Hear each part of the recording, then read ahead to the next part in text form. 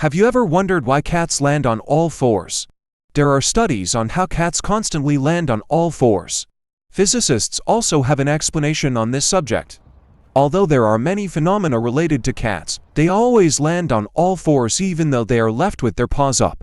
According to science, this behavior of cats falling on all fours is called cat righting reflex. According to studies, it is an acquired trait, that is, it is not genetic. This begins to appear in kittens when they are 3 to 4 weeks old and becomes perfect when they reach 6 to 9 weeks. Cats do not have a collarbone, so they can use their flexible spine to perform this reflex. Recent studies on a subject have revealed that closing the eyes of cats when they are kittens negatively affects the development of this reflex.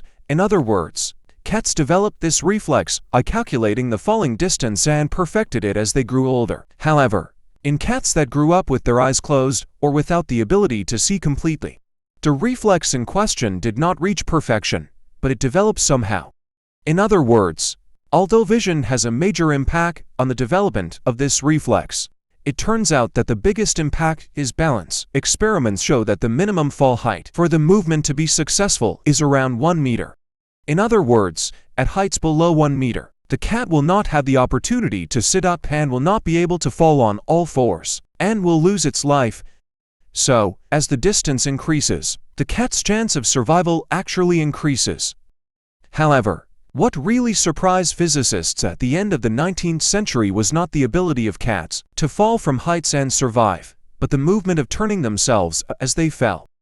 According to the conservation of angular momentum, it is impossible for a non-rotating object to suddenly change its motion, that is, to rotate, without external influence, but cats can do this while in the air.